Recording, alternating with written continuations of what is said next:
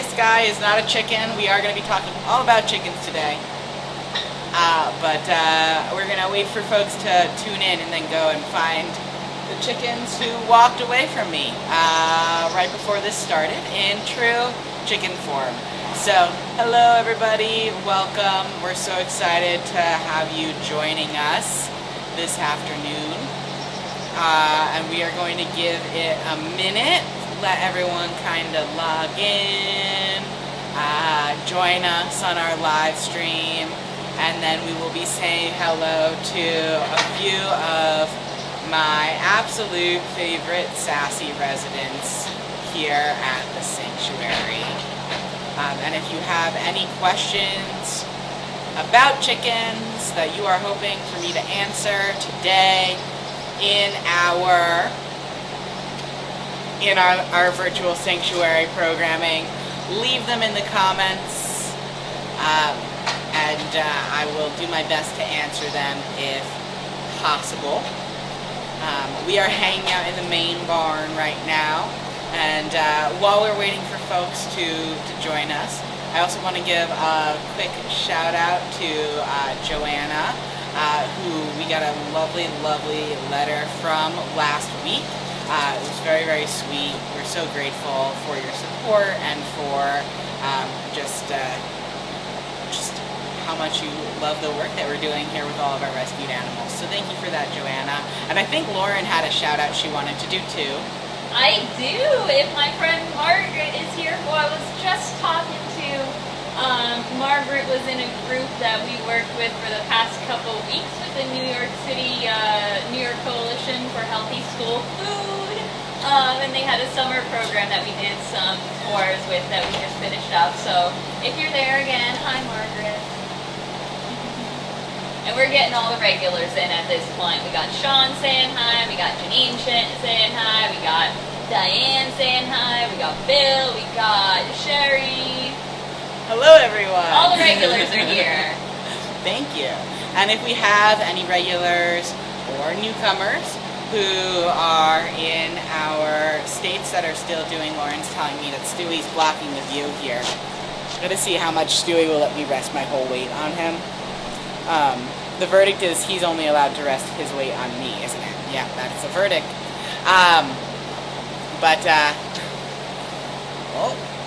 We've got old folks moving through. Hi, Christopher.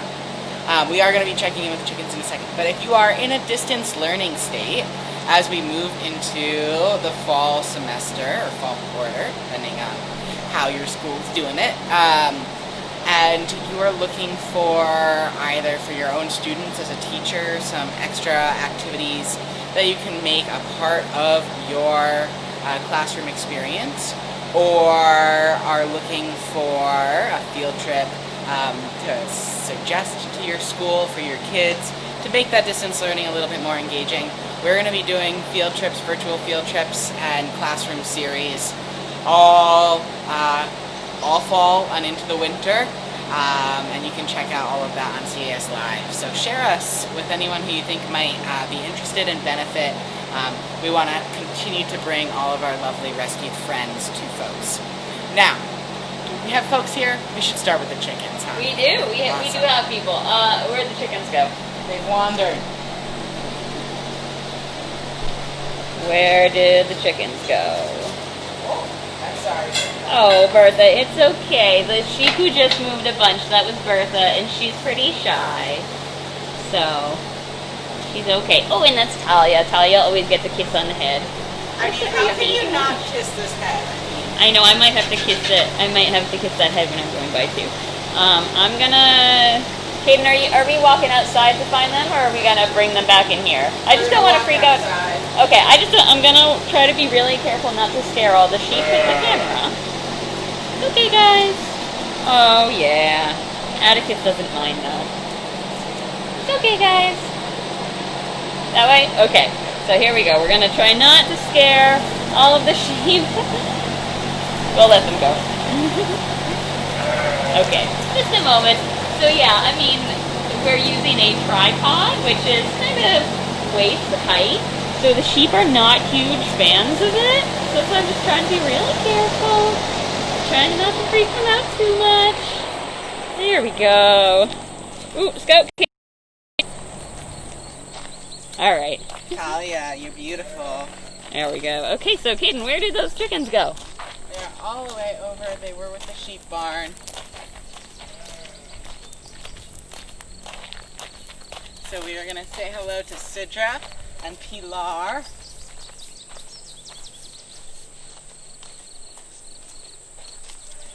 All right. Are they in there?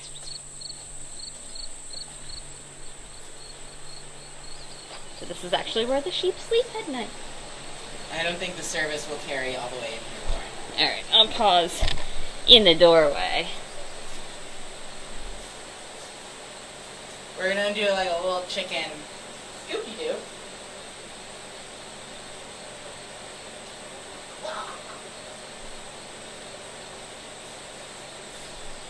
All right. So I am here. Can we see me well? There you are. Awesome.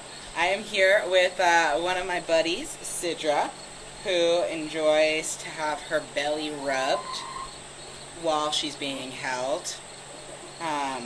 She will probably not tolerate being held for too long, and she will let me know when she's ready to be set down. But right now we're doing okay. Right, Sidra? Okay, I get it. I get it. Yeah. Sidra was rescued in 2017, in the spring of 2017, so she's about 3.5 years old now, alongside Pilar, a little brown hen who's probably going to make an appearance in here at some point. Yes, I hear you, darling. I do. I do. And Sidra and Pilar were rescued as hatching project babies. So they had been an at-home science project for a little kid. He was hatching out these eggs, and his parents were, letting him do his project, his experiment, hatch these eggs out, but they didn't ever have any plans to have chickens. The thing is that if you hatch chickens' eggs, you tend to end up with chickens. And so these two were going to be sent along with a number of other birds back to a farm. And at that farm, they would have been used, in Sidra and Pilar's case, they would have been used as egg-laying hens. For maybe, how long do you guess that you would be allowed?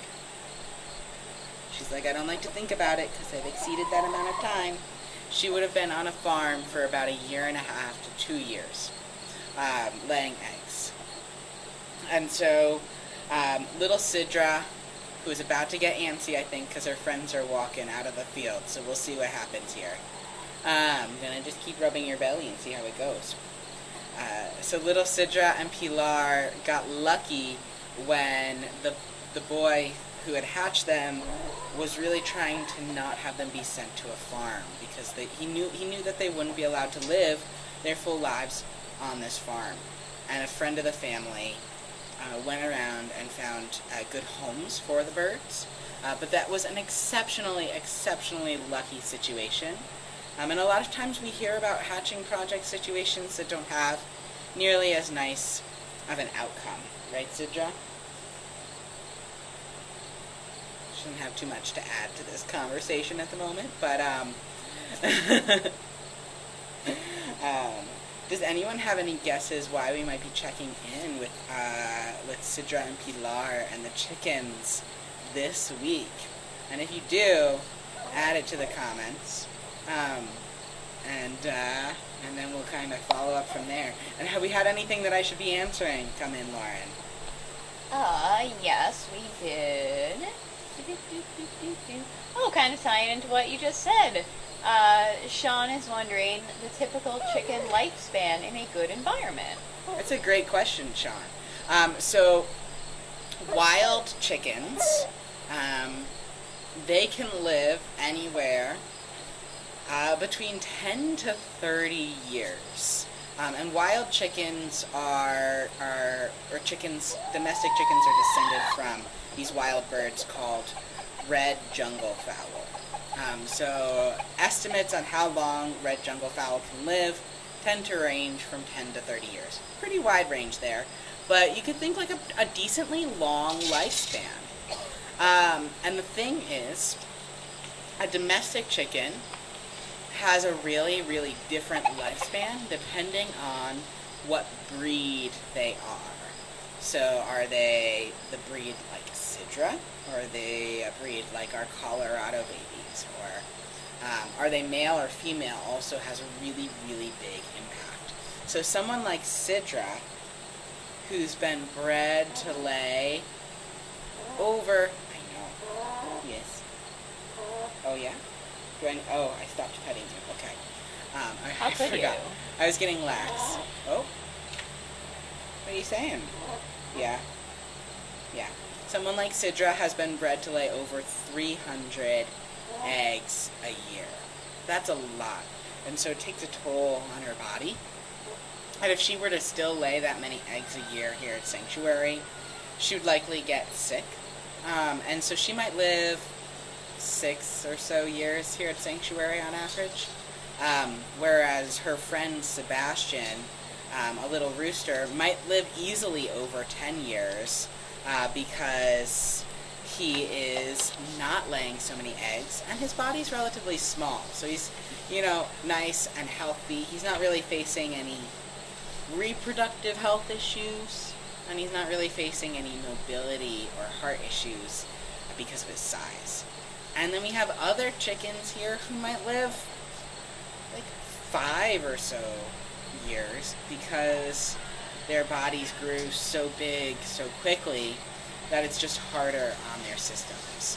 So someone like my old man Al, who's now 5 years old, he's a really, really old chicken, and he's lived a lot longer than the other birds who were rescued at the same time as him. Because he's so big and his body grew so much. So it's really wide range. Also, Christopher is here. Hi, Christopher. Don't upset Sidra, though, please. He would never. He would. Just out of curiosity. Well, yeah, he doesn't mean anything by it. Did we have any guesses or questions in the comments? Well, Janine is asking how the chickens ended up here at the sanctuary, which, Janine, Caden already answered that question. Apparently, Janine is not paying attention. No, we love you, Janine. They were brought here by a friend of the family that was going to give them up to a farm. Or a friend of the neighbor of the family that was going to give them up to a farm. To be honest, I'm not sure how many in-betweens there were in this scenario. Something along those lines. And we weren't able to take in the whole flock who had hatched out, but we were able to take in Sidra and Pilar. Anything else, Lauren, I should answer before we launch into why we're talking about these guys in particular today? Oh, her excuse is that her mind wandered. I understand. Oh, and then a biology question. Yes. How do chickens make the eggs hard? I guess, how does the shell form? That's a really good question. So the shell is made out of calcium. Honestly, I don't know the exact process. I think it comes later on. I think they make all the other stuff, and yes, then they do. And then the shell is like kind of the last thing the shell, that goes on. The shell is one of the last parts that will develop, and so most of the egg will develop, and they'll have actually. Oh, okay. And that's how Sidra lets me know she's done. Yep. Bye. Very kind of her. She's like, I am done. Put me down. I'm gonna bite you. And I love you for it, Sidra. She's not exactly an example of what all hens are like. I like her in particular because of her extreme sassiness. But to answer how the eggshell forms, I'm actually not able to give you a nice detailed description right now. I cannot describe that biological process. But they will pull calcium out of their bloodstream, out of their bones, use it to form this hard shell around it. And the hard shell is what will allow them to pass the egg a bit more easily through their bodies.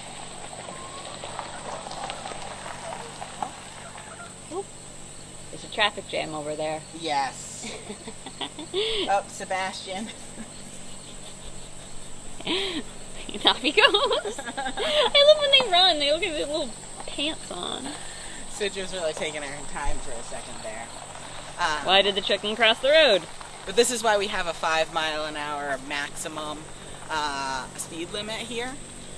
Because we've got friends who wander all around. So if you are ever visiting in person at the end of this COVID nonsense that we've got going on, just know that that's why we have you drive slowly on our grounds. So yes. Any other questions? Well, we do, but do you want to get into what you were planning on talking about? Sounds Because, good. I mean, by this point, you all know that Caden and I are not that good at keeping ourselves on schedule, and we just love to talk and share and hang out with you all, so you should probably try a little bit to keep on schedule. That is true.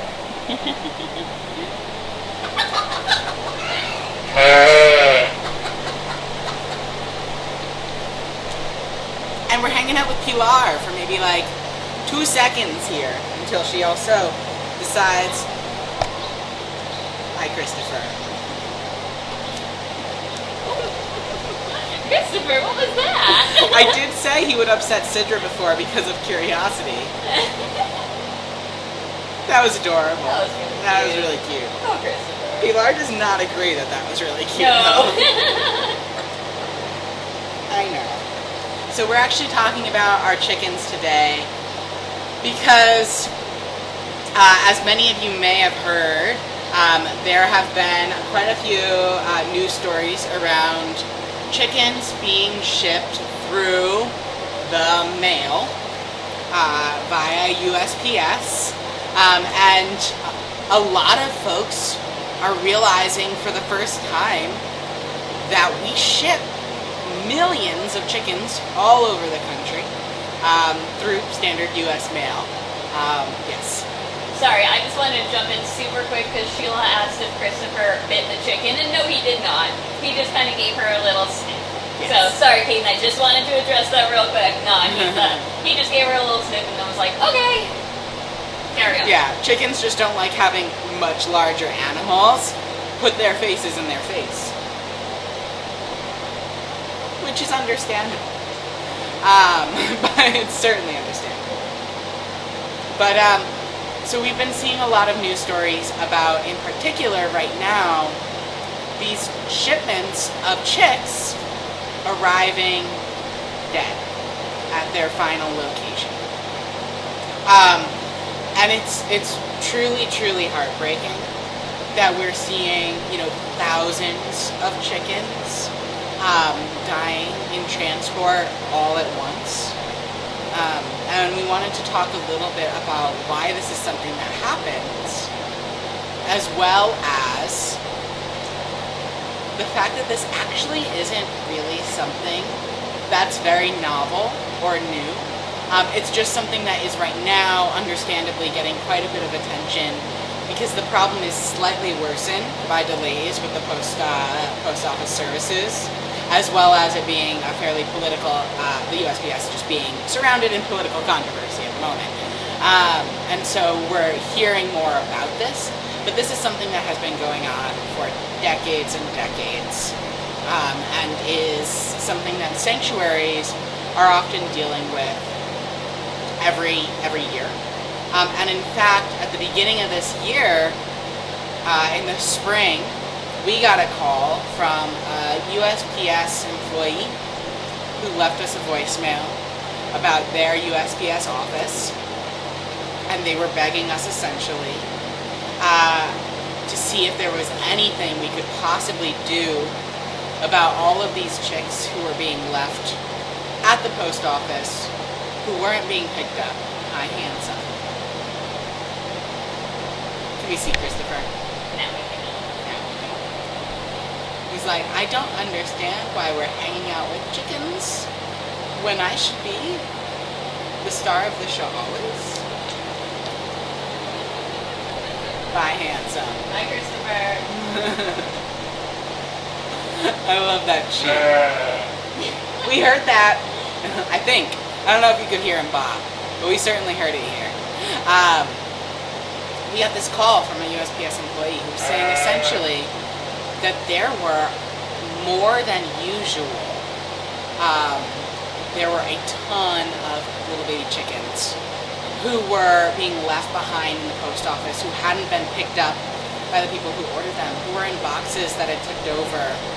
And these birds were dying and smelling in the post office. And this employee was absolutely horrified. Because I mean, if we were to swap out chicks with 72-hour-old kittens, would that be, like, terrifying? Just like a backlog of kittens not being fed or watered at the post office? Just sounds like an extreme swap out. And that's a classic move when we're talking about farmed animals, to compare them to cats and dogs. But as we have learned, there really is not that much of a difference. Except that Pilar is slightly more snuggly than the cat who lives with me at home. I love you, Pilar. I do think she's fallen asleep. Do chickens operate under the same rules as cats? That if a cat falls asleep on you, you're not allowed to move until the cat does? Yes. And other people should bring you all of the water and snacks that you want in that time. So Lauren, Oh, okay. go fetch. Go for a brownie. Just kidding. I'm sorry, I'm being ridiculous. That's okay. But does anyone know how old chickens are when they hatch and are how old are they when they're hatched? They're newborns when they're hatched. How old are they when they're shipped across the country to their destinations through the mail? Does anyone know? It's been in the news too, so you might know from some recent news articles. And in the meantime, do we have any questions while we let people take their guesses? Not really. Right now, people are just sad in the comments, which, Fair. like, yeah, that's fair. You know? All right, we're getting guesses. Sheila says 6 months. Veronica says a couple days old, I think. By the time they arrive at their hatchery, or at their final location, yes. They have to be less than 24 hours old when they are initially mailed. And when they're mailed, they have to be mailed without food or water. And they should arrive at their location, within 72 hours. So, 3 days. I did my math right. That's 3 days. That's 3 days. Yes, okay. It's been a while. I don't always trust my math skills anymore. But they are shipped so young, because when a little baby chick is hatching, what they do is they eat the remainder of the yolk inside of the egg. And so it stands to reason by farmers, by hatcheries, by chicken breeders, that the energy and nutrition that they've eaten from that yolk is enough to sustain the little chick for the next 3 days without food or water. And yes, it is often enough. It's just enough. It's kind of playing right on the edge of what can we survive versus what is good for us. And that's the area that a lot of times we play in with farmed animals on farms. It's not necessarily what is the optimal environment for them to thrive in, live a full, happy life in. It's, what is that profit window? What can we make them endure that won't cost us profits and they'll still survive? So we say, they've got this. Little baby Pilar, she could handle 3 days, no food, no water, as soon as she's hatched. Interestingly enough, though, if we talk to a lot of folks who hatch out birds at home, we're not really recommending this either. We'll see right away, give them water right away. They need it. And that's what they do need in order to thrive, endure less stress, have best chances of a good start. But are you wiggling? Are you a sleepy bird? Are you a sleepy bird? Nice. But we often put them through much more than they need to endure because birds are being shipped out from hatcheries. Actually, most farms where they are living and being raised, either for their eggs or for their flesh, those places are not hatching out their own chicks. They're buying chickens as babies. So they're being shipped, even if they're not being shipped through the U.S. mail to farms or to people who want them in their backyards, they are still being shipped, maybe by private carriers, but they are going and traveling very long distances without food or water within the first 3 days of their life to get to the destination where they're going to be raised. Because we have basically two different forms of farms that make up the main kind of farming that happens in the U.S. We have hatcheries, where animals are bred and the eggs are incubated and the chicks hatch out. And then we have the farms that we often think of and talk about when we're talking about farming. And so, oh yes, I'm sorry. My bad. She didn't want that head kiss and she kind of let me know. I made a mistake there. But unfortunately, what is happening with the post office is something that has been happening and happening and happening. Whether it's through the U.S. mail or through private carriers. We saw earlier this year over 60 baby chicks who had arrived at a Tractor Supply store.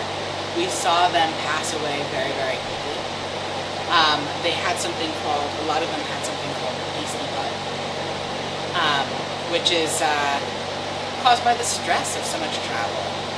And they get kind of backed up. I don't know if anybody else gets backed up under stress, but as our founder, Kathy Stevens, says, in the ways that truly matter, we are all the same. Chickens get a little backed up under stress. Humans get a little backed up under stress. Pilar would never admit it, right? You don't poop, Pilar, right? She doesn't want to talk about it. Yeah, we've got some cutie pies over here. Just doing their thing. If you are just learning about what happens to chickens in the mail, if you're just realizing that we're allowed to ship live animals of a number of different species, reptiles being another big class of animals who just get shipped through the mail under really stressful conditions, we hope that this will encourage you to think a little bit differently about, buying chickens, either from places like Tractor Supply, or other feed supply, farm supply stores, to think differently about buying chickens from breeders and having them mailed, because it is a very traumatic start, and is unfortunately the cause of a lot of birds passing away. Let this encourage you to make some different choices, or to advocate for all of these wonderful birds who deserve a chance to live a wonderful, full, happy life from start to finish. Christopher, can we see me? We can, yes. Okay, You just have to say exactly like that. I will say exactly like that. Anything for you, buddy. Anything to let you be the star of the show. Do we have questions? I'm assuming we might. We do. This question is probably one that. Buddy, what are you doing? There you go. Yep, there's Candy still. This question has a longer answer than possibly we have time for.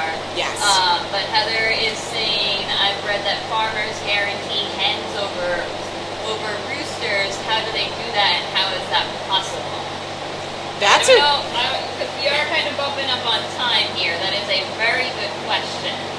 Yes, excellent question. Not entirely possible. A lot of times we get roosters who were promised to be hens. Sometimes they'll ship extra birds so that you get the right number of hens that you ordered. But we have breeds like Pilar, the little brown hen who I was holding, who's now behind Sebastian there, who are called sex-linked breeds. They're not a true breed. The male, like the father and the mother of Pilar, are separate breeds of chickens that have to be mated to make someone like Pilar. If Pilar were to meet a rooster who's just like her, who is a red star rooster, and they were to have babies, you're not gonna, don't worry. You don't have to be a mom, Pilar. They would not have red star babies.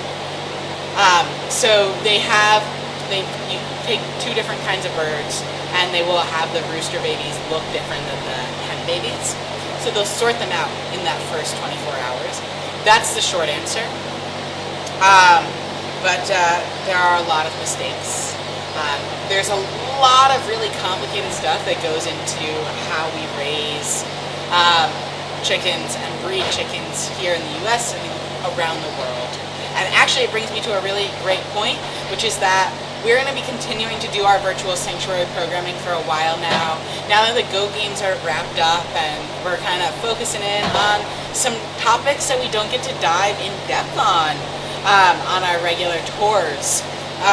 If you have an area that you have just like a question that needs a little bit more time to be answered, leave that in the comments here as well, and maybe you will have your subject or your question be a subject of one of our future virtual sanctuary sessions. So yeah, Heather's getting us started off. That question could be a whole. That question could take me 2 hours to talk about, and I still wouldn't be Only done.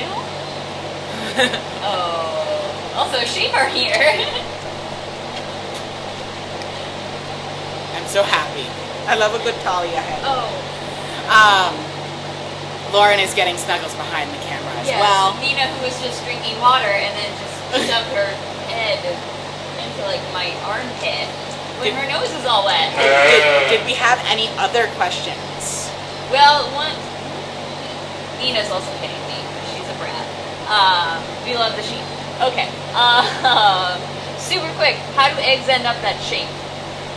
Great question. This was from Sean. This was way back at the beginning. And I will say not all eggs are that kind of traditional ovalish shape. Some eggs are perfectly round. It depends on the bird's anatomy and the type of bird they are.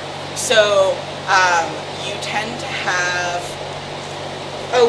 precocious birds, ones who come out and are all fluffy and can walk around, tend to have more oval-shaped eggs because it gives you, it's something about like aeration and surface area of the shell and how the birds rotate and develop inside. They tend to have more oval-shaped eggs. So turkey eggs are really kind of oddly shaped as well. Ones who nest higher up or why can't I remember the non-precocious birds? What are they?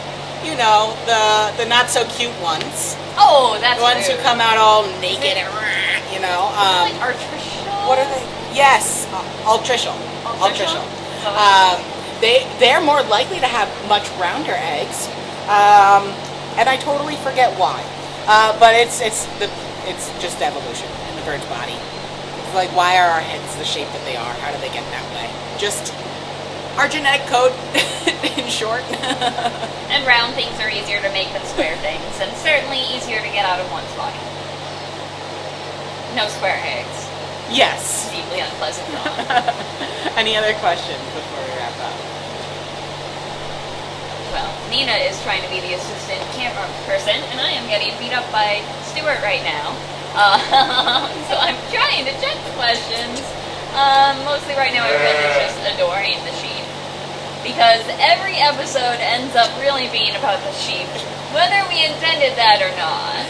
It's true. It's true. So no other questions? All right, then we're gonna wrap up for today. I wanna say we have a virtual cooking class offered tomorrow. So if you want to sign up for that, it's with Compassionate Cuisine. Chef Linda is gonna be teaching it tomorrow, Wednesday, August 26th. It starts at 5:30 p.m. Sign up today so you can get your ingredients and cook along. It's gonna be like an end of the summer theme cookout type thing. I'm forgetting what I wanted to say because I'm surrounded by sheep.